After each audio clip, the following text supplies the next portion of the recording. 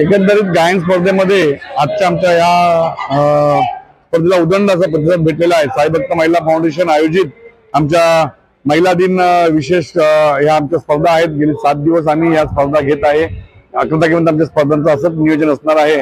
आजच्या या गायन स्पर्धेमध्ये जवळजवळ 50हून अधिक महिलांनी आमच्या सहभाग घेतला। पुरुष मंडळी सुद्धा होते, परंतु वेळेच्या बंधनामुळे आम्ही त्यांना गायन स्पर्धेत भाग घेऊन दिलेला नाही, कारण ही स्पर्धा फक्त महिलांसाठी होती।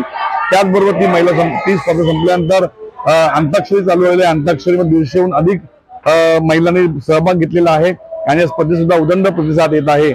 खरोखरच आमच्या सांगोलीत सर्व आमच्या महिला भगिनी जणू काही लहान झालेले आहेत। त्यांना शाळेचे कॉलेज दिवस साधतात आणि अशा प्रकारे गाणी बोलत आहेत आणि खरोखर याचा आम्हाला खूप आनंद होत आहे की कुठेतरी आपण महिलांना एक वेगळा प्लॅटफॉर्म निर्माण करून दिला आणि त्यांना त्यांचे जुने दिवस आठवतात। आणि मी धन्य समजतो की अशा प्रकारचे कार्यक्रम करून आम्ही कुठेतरी जनमानसात आणि आमच्या महिला भगिनीच्या घराघरात पोहोचत आहोत, याचा आम्हाला सार्थ अभिमान आहे।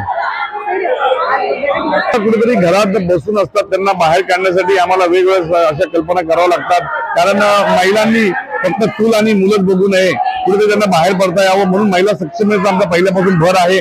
आणि या महिला भगिनी आमच्या कुठेतरी त्यांना बाहेर पडता यावं आणि त्यांना एन्जॉय करता यावं म्हणून आम्ही अशा विविध प्रकारचं हे नियोजन केलेलं आहे। आणि तुम्ही बघताय की आमच्या महिला भगिनी किती प्रकारे इथे प्रतिसाद दिलेला आहे। आता जवळजवळ 10 वाजून गेलेले आहेत, तरी सुद्धा महिला जाण्याचं नाव करत नाही आणि या स्पर्धेचा असाच ते आनंद घेत आहे। खरं तर आजचा अनुभव पाहिला तर म्हणजे खूपच बरं वाटतंय की पांडुरंग दादा आमले यांनी महिलांना छानसं व्यासपीठ उपलब्ध करून दिलेलं आहे आणि महिलांमध्ये एक ताकद आलेली आहे की आपण काय करू शकतो, म्हणजे आपण काय केलं म्हणजे आपल्यामध्ये जे काही चांगले गुण आहेत ते आपण प्रेक्षकांसमोर सादर करू शकतो। आणि त्यांच्या या दादांनी व्यासपीठ उपलब्ध करून दिल्यामुळे त्यांच्या कलागुणांना वाव मिळालेली आहे।